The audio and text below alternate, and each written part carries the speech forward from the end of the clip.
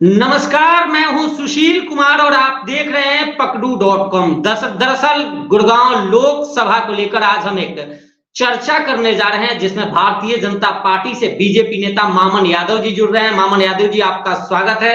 साथ ही हमारे साथ जेजेपी जननायक जनता पार्टी से नवीन जून जी हैं, जो पटौदी हल्का के युवा के अध्यक्ष हैं।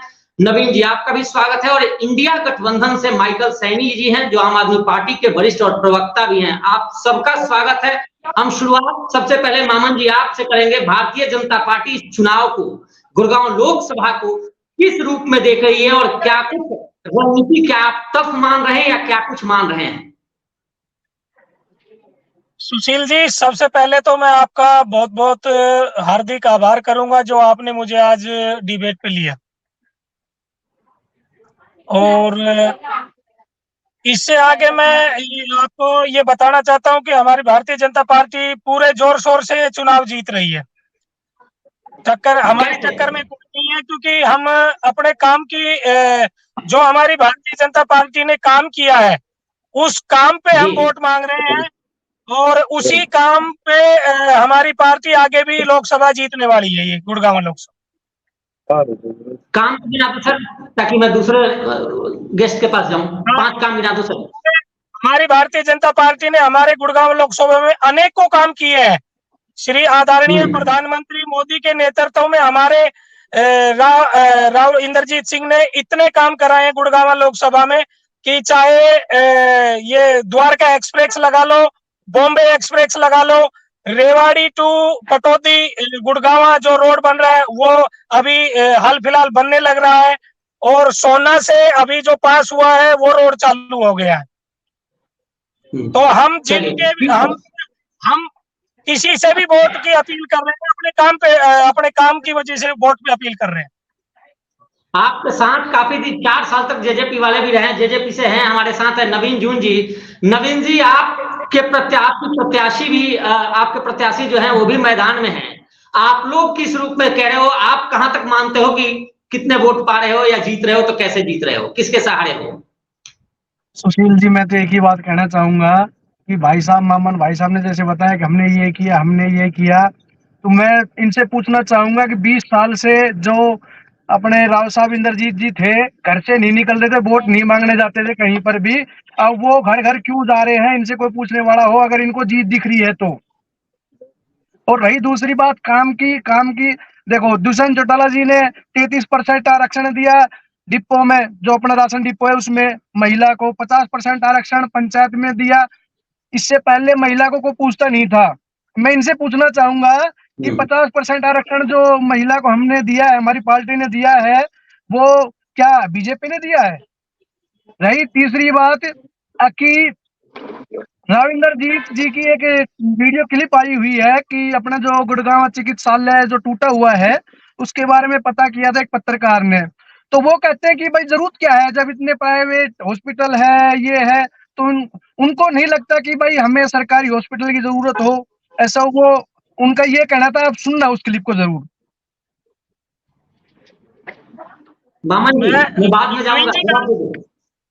भाई साहब, मैं आपको बताना चाहता हूँ कि गुड़गांव में अभी देखो बिल्कुल बनने लग रहा है और बन के तैयार है सरकारी हॉस्पिटल को। 10 सेक्टर में आप जाके देखिए कि कितनी अच्छी लोकेशन पे इन्होंने राव इंद्रजीत जी ने अभी उनका शिलान्यास किया था। तो आप जाके देखिए ना कभी 10 सेक्टर में कि कितना साफ सुथरा बन के तैयार हुआ है। मैं तो एक बात बोलूंगा, मेरे पास मैं पूछ लेता हूं कि नवीन जी ने, जेजेपी के नेता कह रहे हैं कि जो महिला आरक्षण की बात थी या फिर 75% आरक्षण हरियाणा के युवाओं की बात थी, उसमें बीजेपी ने रोड़ा अटकाया, आप लोगों ने रोड़ा अटकाया, जिससे वो काम नहीं हुआ। इसको किस रूप में देख रहे हो, क्या कहोगे आप? मामन जी, आपकी आवाज कम आई सुशील जी, दोबारा बोलो एक बार। मैं नवीन जी से कहूंगा, नवीन जी आप सवाल पूछे अपना डायरेक्ट। नवीन जी। हाँ जी, आप सवाल पूछ रहे थे, महिला आरक्षण की बात कर रहे थे, युवाओं को आरक्षण की बात कर रहे थे। आप कह रहे थे कि भारतीय जनता पार्टी ने रोड़ा अटकाया है उसमें, तो क्या है? आप डायरेक्ट सवाल पूछ सकते हैं। हाँ, मैं मामन जी बताओ, अगर रोडन हिट का 75% आरक्षण जो हमारे युवाओं का था वो आपकी बीजेपी ने नहीं होने दिया। अगर वो हो जाता नहीं तो नहीं मैं कब मेरे नहीं नहीं नवीन नवीन भाई साहब, मैं आपको सुनो, बताना चाहता हूँ पहले कि मेरी कब सुनो, पहले आप कब मेरी सुनो, कहाँ रोड अटकाया है पहले आप मेरी भारतीय जनता सुनो। पार्टी ने? 75% अगर आरक्षण युवाओं को मिल जाता तो आप, मैं भाई सुशील जी पूछना चाहता हूँ कि क्या युवा हमारे साथ अब भी है और जोर से और जोरों शोरों से होते। और जो नाराजगी है वो इसी बात से है क्योंकि इन्होंने काफी रोड़े अटकाए, हर गांव में रोड़े अटकाए हैं। जब इन्होंने पेंशन हमने 51 करनी थी, लास्ट में इन्होंने 3100 पे लाख के ऊपर नहीं चढ़ने दिया, जिससे जेजेपी जननायक जनता के जो पूरा डिप्टी सीएम थे उसी चीज से वो नाराज हुए। और इन्होंने जो भी हमारे काम थे हर काम में इन्होंने रोड अटकाया। और रही दूसरी बात जो सिविल हॉस्पिटल की बात हुई है, भाई साहब मैं तो सबूत दूंगा, उनकी जो क्लिप है मैं आपके पास सेंड करूंगा सबूत। अगर आपके पास सबूत है तो आप दो। चलिए, ठीक है। नहीं भाई साहब, आप गुड़गांव एक बार विजिट करके देखिए ना, हॉस्पिटल में 10 सेक्टर में सरकारी हॉस्पिटल है। भाई साहब और मैं भाई गुड़गांव में ही रहता हूँ। 3100 रुपए की नहीं, 3100 रुपए का सहयोग भाजपा ने ही तो दिया है। दुष्यंत जी को भाजपा भाजपा सरकार ने ही तो सहयोग दिया था, तभी तो जाके 3100 हुई, 3000 हुई है ये। भाई साहब हमने हमारा हक ना जबरदस्ती लिया है ये, ना कि नहीं भाजपा नहीं ने हमें हमारे को सुनो, भाजपा ने हमारे ऊपर परेशान नहीं किया। आप अगर आपकी मेरी बात आप सुनो, आपकी सरकार अगर आपकी मेरी बात सरकार का सुनो, ताला खोलने वाले जैसे आपकी इंडिया सरकार का नवीन ताला खोलने वाली जनता पार्टी इंडिया है। के प्राइम नवीन मिनिस्टर भाई मैं साहब, आपको पार्षद जी कम्युनिटी मेरी माइकल बात सुनो, समझी हूँ। पार्षद जी मेरी बात सुनो। हाँ अब जी, अगर अगर बीजेपी रोड़ा अटकाती या रोड़ा अटकाया है भारतीय जनता पार्टी ने, तो दुष्यंत जी अपने आप 5100 कर देते उनको, अगर रोड़ा नहीं वो करते तो। कहाँ रोड़ा वो तो अटकाया भारतीय जनता 51 पार्टी ने? 5100 तो होगी, 5100 भी होगी। और मैं पूछना चाहूंगा आपसे, कब राव इंद्रजीत घर घर क्यों घूम रहा है गांव गांव? इससे पहले कभी नहीं निकला, अब क्यों निकल रहा है भाई साहब, आप देखो बता दो। देखो सुनो, लोकतंत्र में वोट मांगने का अधिकार सबका होता है। नहीं, इससे पहले कहाँ रहते थे राजा जी? इससे पहले भी खूब वोट मांगी है उन्होंने। घर मैंने नहीं देखा, सुनो मेरी बात। नहीं नहीं नहीं, पर नवीन जी नहीं आप फिर मतलब इलेक्शन से दूर रहे, आपने कभी देखा नहीं राविंदर जी जी को, ये तो जनता आप इलेक्शन से मामू दूर भाई, रहे। ये जनता की आवाज है और आपको भारी पड़ रही है, आपको दिख रहा है। चलिए, कुछ भारी, एक बार नवीन भाई साहब, माइकल कुछ से भारी नहीं पड़ रही, माइकल से कुछ माइकल भारी नहीं पड़ से रही, माइकल बहुत से कम से कम मैं मामा 5.5 जी लाख मामा वोटों से जी जीत है। मामा जी मैं जवाब ले लूं। मैं मामा जी जवाब ले लूं माइकल जी से। माइकल जी भी, राज बब्बर जी भी हैं इंडिया गठबंधन से मैदान में। आपने दोनों लोगों की बातें सुनी। राज बब्बर जी पर बाहरी होने का आरोप है, किस रूप में देख रहे हो? राज बब्बर कहाँ है आज गुड़गांव लोकसभा में? सुशील जी, नमस्कार आपके दर्शकों को। और हमारे दो सहयोगी साथी बैठे हैं, मामन यादव जी और नवीन जून जी। अपने अपनी बातें रख रहे हैं, अपने अपने बिरदावलियां गा रहे हैं।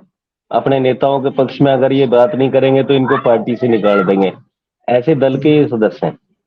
बात जहां तक गुड़गांव की जनता की आती है तो कुछ हद तक नवीन भाई ने कुछ बातें ठीक कही, लेकिन मामन भाई को तो शायद स्थितियों का ही ज्ञान नहीं। वो जो अस्पताल है सेक्टर 10 की, जिसकी 3 बार जिक्र इन्होंने किया, उसमें एक महिला प्रसव वार्ड जो होता है, जननी वार्ड, उसके अंदर एक बेड पे 3-3 महिलाएं लेटी हुई है भाई साहब, फर्श पे लेट के बच्चे पैदा कर रही है उससे। इससे बड़ी दुर्गति और क्या होगी? अगर वास्तविकता देखनी है तो इनको मैं एनी टाइम कभी भी इस बात के लिए चैलेंज कर देता हूँ, इनकी पार्टी को चैलेंज करता हूँ, इनके राव इंद्रजीत को चैलेंज करता हूँ। ऐसे नकारा निकम्मे सांसद यहाँ के साबित हुए राव इंद्रजीत, जिन्होंने गुड़गांव का एकमात्र सरकारी अस्पताल था, गुड़गांव सदर बाजार, जो म्युनिसिपल कॉर्पोरेशन ऑफिस के सामने, निगम ऑफिस के सामने जो सरकारी अस्पताल था, उसको खंडर घोषित किया 2017 में। लेकिन उसको बनाने में इन्होंने तोड़ने में 2024 लगा दिया। अब बनाने में कितने साल लगाएंगे ना तो इनके सांसद को पता है, ना यहाँ के विधायक को पता है। और ये इनके सहयोगी दल रहे जेजेपी वाले नवीन जून जी, इन्होंने बात की है कि भाई 75% आरक्षण इन्होंने दिया, 33% महिलाओं को उसमें राशन में दिया। मैं समझता हूं कि 75% आरक्षण लागू करके ही व्यापारियों के साथ सबसे बड़ा धोखा इन्होंने किया। क्योंकि देखिए, अनट्रेंड अनस्किल्ड लेबर जो है ना, इन्होंने उद्योग कंपनियों में लगाने के लिए कानून तो पास कर दिया, लेकिन वो अनस्किल्ड लेबर जो है वो कंपनियों में प्रोडक्शन को प्रभावित कर रही थी, उसको वो प्रोडक्ट बनाना नहीं आ रहा था, मालिकों को बहुत भारी नुकसान हो रहा था, जिस कारण इंडस्ट्रियल एसोसिएशन जो है हाई कोर्ट की शरण में गई और माननीय न्यायालय ने समझते हुए स्थिति को और ये कानून जो है इसको रद्द करने का कार्य किया। तो ये दोनों ही पार्टियां ऐसे अनर्गल कानून बनाने में माहिर है जो जनता के हितकारी नहीं हो सकते। अब इन्होंने काले कृषि कानून बनाए थे जब ये दोनों ही दल थे, किसानों पे लाठियां बरसाने का काम भी इन दोनों दलों ने किया। आज ये एक दूसरे की मुखालफत करते हैं, उससे पहले भी ये जमुना पार भेज रहे थे जेजेपी वाले बीजेपी वालों को। तो मुझे नहीं लगता कि ये दोनों दल वाले गुड़गांव की या हरियाणा की जनता की भलाई के लिए। लोकसभा का जिक्र करें तो 9 विधानसभा है और उसमें 9 विधानसभा का आप जिक्र करो सर, और उसमें आपका प्रत्याशी कहाँ है, बाहरी है, कैसे वोट पाओगे आप? हाँ, मैं उसी मूल विषय पे आ रहा था जो आपका सवाल था कि राज बब्बर जी एक अच्छे मंजे हुए अभिनेता भी है और वो 5 बार के सांसद भी रहे। ये उनका रिकॉर्ड है कि वो जहां से भी सांसद रहे वहां की जनता के लिए कल्याणकारी योजनाएं उन्होंने लागू की। वहां पे लोगों को आज भी लोग उनको मिस करते हैं कि आप यहाँ से ना लड़के गुड़गांव से क्यों लड़ रहे। और हमारे लिए ये सौभाग्य की बात है कि ऐसे काबिल नेता का जो है ना गुड़गांव में पदार्पण हुआ। और ऐसा नहीं कि हरियाणा से उनका कोई रिश्ता नहीं है, वो भी हरियाणा से ही कनेक्टेड है और वो बनने के बाद भी यहाँ पे बंगला लेंगे। जैसे राव साहब के कई सारे रिश्तेदारों के हर पार्टी के नेताओं के यहाँ पे बंगले बने हुए, वो भी अपना घर बना लेंगे यहाँ पर और यहीं पे रहेंगे गुड़गांव में। वो यहाँ से चुन करके सुशील उनको क्यों नहीं चुनेंगे, राहुल जी को क्यों नहीं चुनेंगे? मैं एक बात पे आ रहा हूँ, मैं ये कह रहा हूँ कि राव इंद्रजीत जो यहाँ से वोट लेकर के 4.5 साल अपने दिल्ली वाले बंगले पे रहते हैं, यहाँ की जनता की सुध लेने नहीं आते, ऐसे बाहरी और अंदरी से क्या फर्क पड़ता है? गई ये बातें। मैं ये कहता हूँ कि राव इंद्रजीत को राज बब्बर जी कम से कम 4.5 लाख मतों से हराने जा रहे हैं। ये एक ऐसा इलेक्शन है जो गुड़गांव की जनता बना मोदी का इलेक्शन हो गया। पूरे देश की जनता इलेक्शन लड़ रही है मोदी जी से, माइकल जी मुंगेरी लाल वाले सपने, मुंगेरी लाल वाले सपने आप सोच सकते हैं। इन लोगों ने किए। देखिए इनके पास ऐसी ही बातें हैं, इनके पास ऐसी ही बातें हैं क्योंकि ये लोग है ना उठ के नहीं देखना चाहते। मैं इन भाई से एक सवाल पूछना चाहता हूँ कि जो अहिरवाल की ये जो बेल्ट है, इस अहिरवाल वाली बेल्ट में इस बड़े दरखत ने किसी नए नेता को उभरने दिया आज तक? किसको नहीं उभरा? किसी नए नेता को उभरने दिया? जब तक ये नेता यहाँ पे तथाकथित राजा यहाँ से हटेगा नहीं तब तक नया नेतृत्व यहाँ से उभर नहीं सकता। और ये राव साहब ही है इस गुड़गांव को कच्चा ग्राम बनाने में। भाई मामन जी एक मिनट, मुझसे ऐसी बहस नहीं होती। आप चिल्ला लेना भैया, चिल्ला लेना। आप बताना चिल्ला के राव साहब ने काम क्या किया। आप झूठ मत बोलो यार। क्या काम किया बताओ, एक काम बताओ, एक काम बताओ मुझे। आप मेरे से ये पूछिए कि इसने बहुत से नेता तैयार किए हैं और बहुत सा काम किया है। जरूरत नहीं है नेता तैयार, इनके जो साथ थे वो छोड़ गए। ये खुद राम तुलाराम का परिवार छोड़ के मोदी के परिवार का हिस्सा हो गए। राम तुलाराम के परिवार को छोड़कर मोदी का परिवार का हिस्सा होने की क्या जरूरत है इनको? क्या ऐसी कारण आगे कि मोदी के परिवार में शामिल हो गए? भैया ये चले हुए कारतूस है, इन्होंने जनता के लिए कोई काम नहीं किया। आज यही कारण है कि इनको घर घर भटकना पड़ रहा है, गली गली जाना पड़ रहा है। जिस राजा की गर्दन नहीं मुड़ती थी आज वो गली गली वोट मांगने के लिए घूम रहे हैं। आप ये परिस्थितियों को समझो, क्योंकि इन लोगों ने काम नहीं किया। पिछले 25 सालों से इन्होंने इस क्षेत्र की दुर्गति कर रखी है। और आप तो यादव है, आपके अहिर रेजिमेंट वाले बैठे हैं, ये टोल टैक्स भी नहीं हटा पाए यहाँ तक। और अहिर रेजिमेंट की तो बात छोड़ दीजिए, अहिर शहीदों को सम्मान तक नहीं दिला पाए। आप यहाँ काकरोला भांगरोला में यूनिवर्सिटी आनी थी, वो कहाँ गई? पूछो इनसे। कब एम्स बनना था, अम्यूनिटी एम्स, वो माजरा में लगा के भागना। आज 262 करोड़ ऊंट के मुंह में जीरा। कब बनेगा भैया? इस हिसाब से 30 साल बनाने का। मैं आपकी बात का काकरोला भांगरोला में जो यूनिवर्सिटी आई थी उसका शिलान्यास किया कि नहीं किया? भूमि पूजन किया कि नहीं? एक दिन में तो यूनिवर्सिटी खड़ी नहीं हो जाएगी। एक दिन में तो यूनिवर्सिटी खड़ी नहीं हो जाएगी। स्टेडियम था, वजीराबाद में स्टेडियम का पत्थर लगाए कितने साल हो गए पता है आपको? भागरोला में कितने कब साल पत्थर हो गए लगा था आप पता है आपको? हाँ जी। आप बताओ ना, मैं आपसे पूछ रहा हूँ, आप उनके पक्षकार हो ना, बताओ मेरे को। वजीराबाद में आप जाके देखिए स्टेडियम का काम कितनी तसल्ली बख्श और कितना अच्छा काम चल रहा है। ओए होए होए आप होए कभी भाई, गए हो हाँ, वजीराबाद? बहुत तसल्ली से। हाँ भैया, मैं जानता हूँ, वो लोग वजीराबाद वाले लोग बैठे हैं वहां पे धरने पे, कन्हई वाले बैठे हैं जिनके मकान तोड़वा दिए राव साहब ने। 900 मीटर के लोग परेशान है। आज उनसे झूठ बोल करके 3 बार वोटें ले जाकर के दिल्ली बंगले में छिप जाते हैं राव इंद्रजीत सिंह। ओ आज 900 भैया मीटर का हर माइकल जी व्यक्ति कभी आज बंगले में नहीं परेशान है। छुपते। राव साहब इतनी साफ छवि के इंसान है। ये अगर बोल देते हैं कि ये काम करना है तो करके दिखाते हैं। मामन जी, भाई मामन क्या जी, एक काम बात किया पूछना आज तक चाहूंगा, बोला? राव साहब बात देखिए, सही है तो अंडरपास है, या उनपे तो पानी समाज भरता की है। बदनाम छोड़ देता है। अंडरपास में पानी भरता है और फ्लाईओवर टूट टूट के झड़ने लग गए। ये इनके काम है। पार्षदों के द्वारा किए हुए पार्कों में झूले लगाए हुए, जून साहब एक मिनट, पार्कों में जो पार्षदों ने झूले लगाए थे उनके रिबन काटने का काम किया राव इंद्रजीत ने। बताओ, मैं बता रहा हूं तुम्हें। एमएलए के कार्यों का श्रेय एक कम्युनिटी सेंटर का 3 बार उद्घाटन हुआ, मुख्यमंत्री ने किया, विधायक ने किया, और सांसद जी कहते हैं मैं तो रह ही गया, तो उन्होंने भी कर दिया ऑनलाइन उसका उद्घाटन। भैया, एक एक चीज के 3-3 बार उद्घाटन हुए, एक ईंट नहीं लगी वहां पे। आप क्या बात करते हो? किस अरे झूठ और भैया किस भ्रम में जी रहे हो आप लोग? माइकल जी देश के लिए इतनी बड़ी उपलब्धि कराई इन्होंने जो एम्स लेके आया। आज तक कोई एम्स वहां पे इतने नेताओं ने ये कहा, विपक्ष के नेताओं ने कहा कि एक राव साहब मिनट भैया, जुमलेबाजी कर रहे हैं, लेकिन राव साहब ने अपना वो काम करके दिखाया जो एम्स को लेके आया। आप सुन लो मेरी बात। माजरा में एम्स कितने साल फाइल अटकी रही भैया? पर्यावरण विभाग में कितने साल फाइल अटकी रही? जी सुशील भाई। माइकल जी, मामन जी 4.5 साल हरियाणा में सत्ता में आप लोग साथ रहे।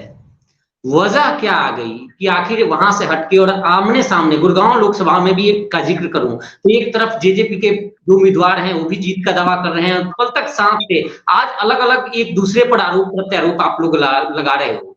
क्यों अलग हो गए? वजह क्या था और आज आमने सामने क्यों?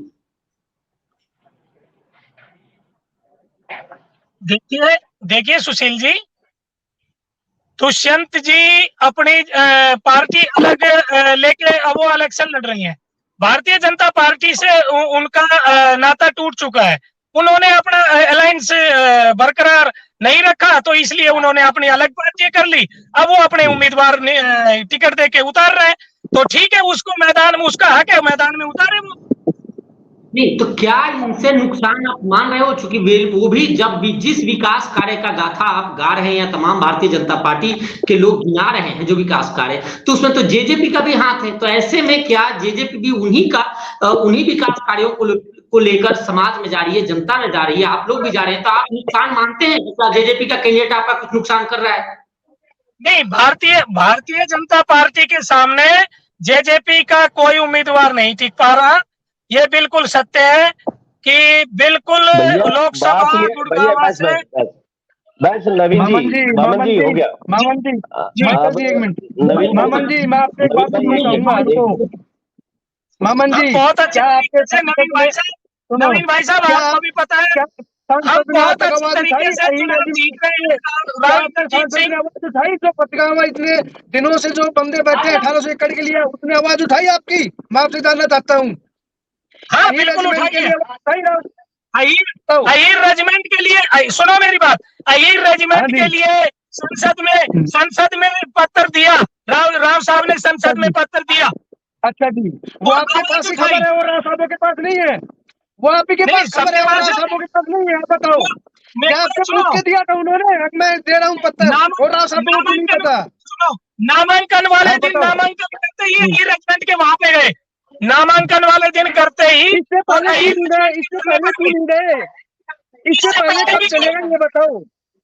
नवीन इससे भाई पहले साहब, इससे कब गए? पहले भी गए, इससे ठीक है। पहले भी गए। और ये और बताओ, जो अपने पचगांव में, आप तो जानते हो पीछे से भी पंचायत थी काफी गांवों की, 1800 एकड़ का जो मुद्दा था, उसमें आपकी क्या हेल्प करी? याव साहब ने, आप बोले काम कराए, क्या नहीं, काम कराए आप बताओ मेरे को? सुनो मेरी बात, या फिर वो या राव साहब आपसे पूछ के करते हैं? एक बार मैं और चिट्ठी देने जा रहा हूँ। वो आप भी एक राव हरियाणा साहब हो तो सरकार, आपको पता है कि भाई उन्होंने ये किया, ये वो और राव हरियाणा साहब। सरकार का नवीन भाई साहब, वो हरियाणा सरकार का मसला उलझा हुआ है, और सत्य प्रकाश जी जरावता जी ने, पटौदी विधायक ने आवाज उठाई थी उनकी। कौन कहता है कि भारतीय जनता पार्टी के एमएलए ने आवाज नहीं उठाई? सत्य प्रकाश जी ने उनका मैं राव इंद्रजीत की बात कर रहा हूँ, ना कि एमएलए की। मैं राव इंद्रजीत की बात कर रहा हूँ, आपकी उसने राव इंद्रजीत जी संसद में उठाने लग रहे हैं। हरियाणा का काम तो एमएलए सत्य प्रकाश जी देखेंगे ना। संसद में आवाज उठाते तो हमें तो दिखते, किसी को तो आपको ही दिख रहे हैं बस वो। जून साहब, एक मिनट यार नवीन जी, आप कैसी बात कर रहे हो? देता हूँ भाई, आप भी तो देखते हो, क्यों नहीं देखते आप? जी माइकल जी कुछ कह रहे हैं? भाई मामन जी, एक मिनट जरा शांति से देखिए। मैं आपको नहीं पता है, मैं बता देता हूँ, आप सुन लीजिएगा प्लीज। चिकन चिल्ली अच्छा नहीं है, ठीक है? मैंने आपको गौर से सुना, सुनिएगा कि राव इंद्रजीत के पास अहीर रेजिमेंट वाले हमारे अहीर समाज के लोग गए। जंतर मंतर पर जब वो बैठे थे तो राव साहब आए, उन्होंने कहा कि हम आपकी बात को रखें। जब जब अहीर जो है ना, अहीर रेजिमेंट के लिए डिमांड करने गए तो राव साहब ने कहा कि ठीक है, अपने पीए से जाओ, एक चिट्ठी लिख दो केंद्र सरकार को। चिट्ठी लिख दी, राव साहब ने साइन कर दिया। वैसी 2-3 चिट्ठियां जरूर राव साहब के पास रखी हुई है, हो सकता है उनकी फोटोकॉपी करा के डबल कर ली।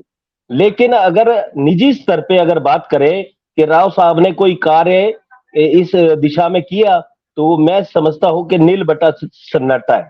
कोई कार्य राव साहब ने इस दिशा में आगे नहीं बढ़ाया।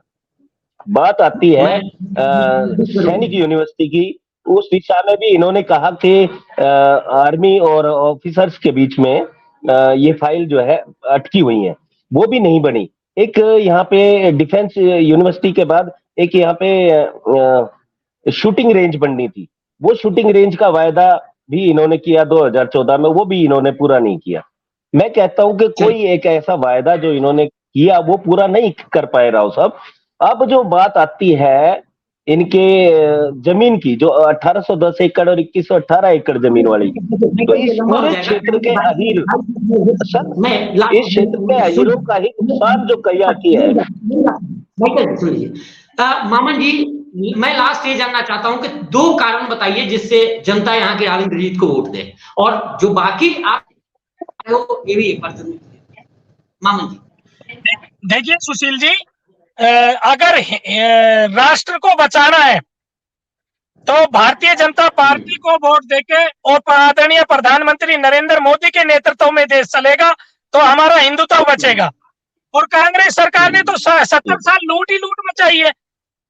उनके नेतृत्व में अगर ये देश, अगर कोरोना काल में प्रधानी आदरणीय नरेंद्र मोदी नहीं होते तो ये तो देश बिल्कुल मर गया था। अगर प्रधानमंत्री जी मोदी नहीं होते तो इन्होंने 70 साल में क्या किया है? 70 साल में सिर्फ कांग्रेस 70 साल में लूट मचाई है, इसके सिवा कुछ नहीं किया इन्होंने। सर, एक कारण आपने बता दिया कि देश को बचाना है, देश के साथ है, तो आपने उनको, मोदी को वोट देना है, बीजेपी को वोट देना। दूसरा कारण क्या है, क्यों वोट दे? दूसरा कारण मेरी बात सुनिए सुशील जी, भारतीय जनता पार्टी इतनी साफ सुथरी पार्टी है कि अब की बार मेरे खुद के गांव से 4 बच्चे गवर्नमेंट जॉब में लगे हैं जो बिना पर्ची खर्ची के लगे हैं। पहले कांग्रेस सरकार में क्या होता था, कि जिसका नहीं पता है, हम जानते हैं आपको नहीं पता। जी माइकल जी, मुझे पूछना सर, माइकल जी प्लीज। मामन जी, राज बब्बर और जेजेपी प्रत्याशी राहुल फाजिलपुरिया, इनको कितना चुनौती मान रहे हैं आप? देखिए, मैं भाई साहब राहुल फाजिलपुरिया जी की बताता हूं कि पहली बार कैंडिडेट बन के आए हैं वो, और अभी उनको आगे बहुत टाइम लगेगा इस क्षेत्र में पाव जमाने के लिए। राव साहब के सामने ना तो राज बब्बर जी टिक रहे हैं और ना राहुल जी टिक रहे हैं, कोई नहीं है। राव साहब, आदरणीय राव साहब जी कम से कम 5 लाख की लीड से जीत रहे हैं अब की बार। ठीक है नवीन जी, किसको आप टक्कर में मान रहे हो और आपको क्यों वोट दे? 2 कारण जरूर बताओ सर। मैं अभी बता देता हूँ मामन जी की। एक तो मैं बहम दूर कर दूं, 4 लाख वोटों से अपने राव इंद्रजीत जीत रही है, तो एक जो आपके दिमाग में बहम चल रहा है ना 400 पार और 4 लाख पार, ये बहम ना अब की बार लोग बाग जागरूक हो चुके हैं, वो अपनी दिमाग से निकाल दे। दूसरी बात, जो राहुल फाजिलपुरिया है, उस बेचारे का राजनीति से कोई मतलब नहीं है। वो तो एक यूथ है और काम करने के जज्बे से इलेक्शन लड़ रहे हैं वो, और ना वो घर से राजा है। जैसे भाई राहुल इंद्रजीत सोने की चम्मच लेके पैदा हुए थे ना, वो राहुल फाजिलपुरिया नहीं है, वो काम करने के हित में चुनाव लड़ रहे हैं। तो इस और रही दूसरी बात टक्कर वाली बात, वो तो जनता बताएगी, जनता जनार्दन होती है। वो मैं बताऊंगा, मैं 4 लाख दो कारण बता दो कि आपको वोट क्यों देना। भाई 4 लाख गलत बोल रहे हो आप, 4 नहीं 5 प्लस, कोई बात 5 प्लस। पहला कारण तो ये है कि राज बब्बर जी भी MP रह चुके हैं। अगर उन्होंने वहां अच्छा काम किया होता तो वो यहाँ से टिकट क्यों लेते। मैंने शांति से सबकी सुनी, मेरी भी एक बार शांति सुनना। रही राव इंद्रजीत जी, भाई साहब सैनी साहब ने बताया कि भाई वो तो चोर है, जैसे अगर भाई उसने काम नहीं किया तो मैं उनसे पूछना चाहूंगा 10 साल वो कांग्रेस में भी थे, तब वो अच्छे थे, अब वो बीजेपी में आ गए तब वो बुरे हो गए। एक जो राहुल फाजिलपुरिया है वो युवाओं की आवाज है, वो जनता के हित में हर काम जनता के हित में करेगा। और 4-5 की तो मैं कहूंगा नहीं, पर मैं मामन भाई आपको मैं 4 तारीख को शाम को फोन करूंगा जब हमारी 2 लाख प्लस जीत होगी। और फोन नहीं करूंगा भाई, नवीन भाई आप मेरे पड़ोसी भाई हो, पार्षद जी हो, मैं आपकी कदर करता हूँ, मैं आपको खुद बुलाऊंगा और हो सकता है कि मैं आपके ऑफिस पे आऊं 4 तारीख को जीत होने। सुशील जी एक बात और कहना चाहूंगा कि जब इलेक्शन का तो कोई लेना देना भी नहीं था, राहुल फाजिलपुरिया ही रेजिमेंट के लिए वहां पे गए, उनकी क्लिप भी है, तब तो उनको कोई इलेक्शन नहीं लड़ना था ना। वो एक समाज सेवी है, अच्छे समाज सेवी है। मणिपुर में जो हुआ था उसके लिए उन्होंने 1000 चिट्ठियां लिखी, वो सबूत के साथ। हम अगर बगैर सबूत बात नहीं करते जैसे मामन जी कर रहे हैं। अगर और रही कांग्रेस की बात, भाई साहब सैनी साहब, मैं बताना चाहूंगा 70 साल तो कांग्रेस ने गरीबी लाई, पूरी सुन लियो। फिर मोदी सरकार आई, बोली कि गरीबी हटाऊंगा, तो उन्होंने गरीबी नहीं हटी, गरीब हटाए। अब इसका उदाहरण देता हूँ, कांग्रेस ने गैस सिलेंडर 400 का जरूर दिया, पर वो दिया कैसे, लाइन लगवा के, सुबह से शाम तक खड़े होके लोग बाग अपने घर वापस जाके चूल्हे पे रोटी बना के खाते थे। मोदी जी ने क्या किया, वही सिलेंडर 1100 को कर दिया। सर 2 कारण बता दो, समय देखो सर, 2 कारण बता दो आपको वोट क्यों दे। उस समय सब लंबा चौड़ा भाषण दे रहे हो, लेकिन ये नहीं बता रहे कि आपको वोट कोई क्यों दे। युवा होना कोई क्राइटेरिया है वोट का क्या?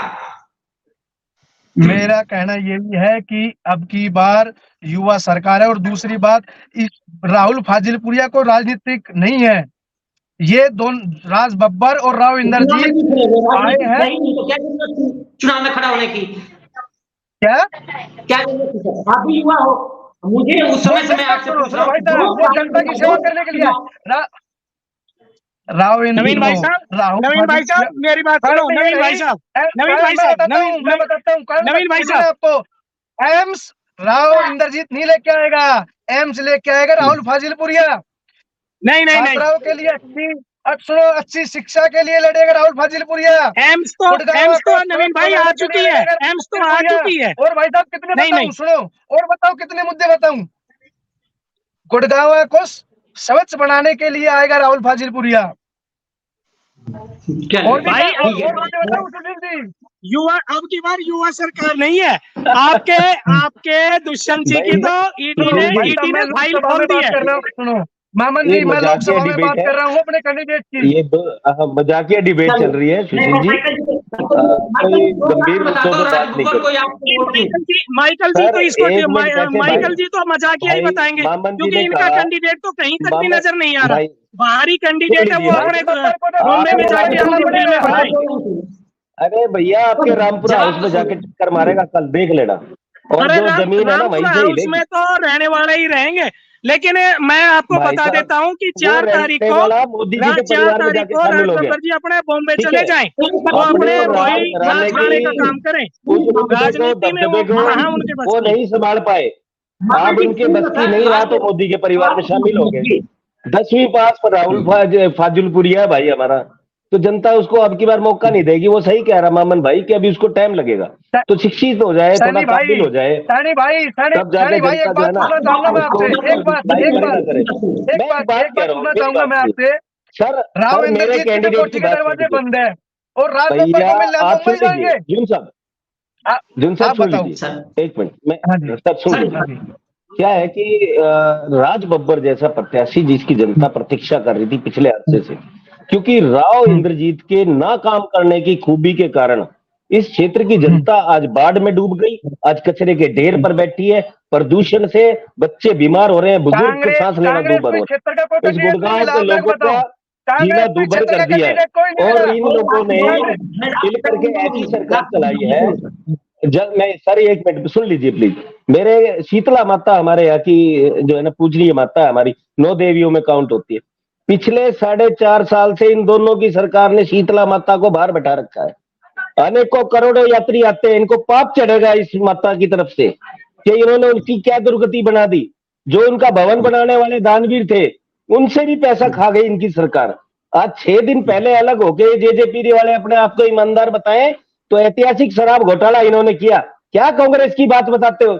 शौचालयों में वोट डालते अगर कांग्रेस सरकार स्कूल नहीं बनाती तो इन शौचालयों में बनवाते वोटिंग पोलिंग बूथ। अरे भैया कांग्रेस ने बनाया जिसको मोदी बेच बेच के खा रहा है। आज देश के बेरोजगार युवाओं के लिए क्या किया?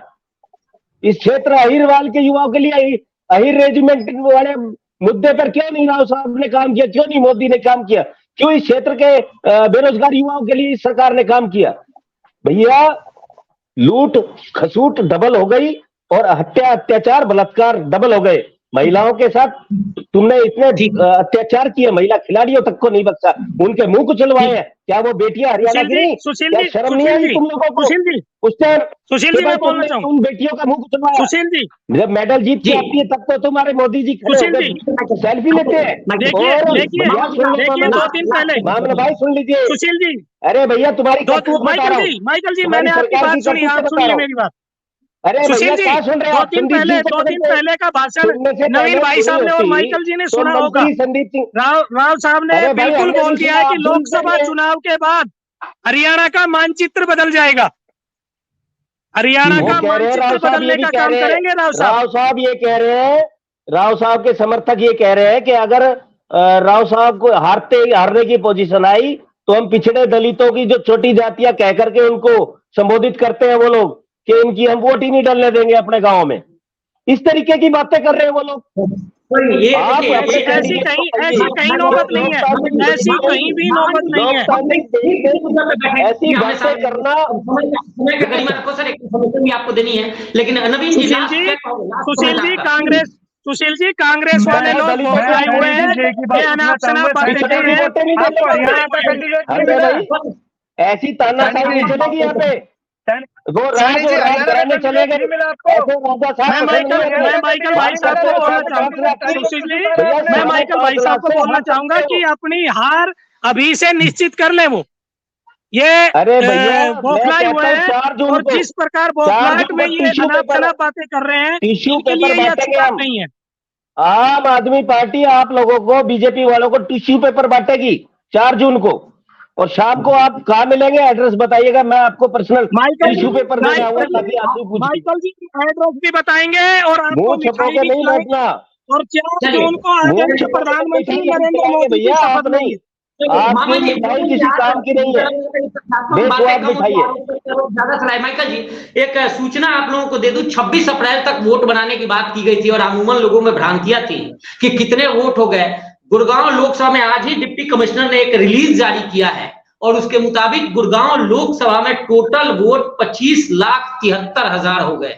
ये फाइनल वोट का जो उन्होंने 25 लाख वोट बढ़ गई कि 25,73,000 हो गए। और इसमें जो पोलिंग बूथ बनाई है वो 2481 पोलिंग बूथ बनाई है। इसके अनुसार तमाम बदले हैं, तमाम वो है, लेकिन जो वोट पहले हम लोग बता रहे थे 25,33,000 था या 34,000 था, वो अब 25,00,000 73,411 वोट हो गया। और सबसे लास्ट में आप सब में तमाम डिबेट्स में आप सबसे भी अपील है कि वोट जरूर करना है, मतदान जरूर करें। आप सब जुड़े इस डिबेट में, आप सबका बहुत बहुत धन्यवाद। नवीन जी जेजेपी से आपका भी धन्यवाद, मामन जी आपका भी धन्यवाद, और माइकल सैनी जी आपका भी बहुत बहुत धन्यवाद।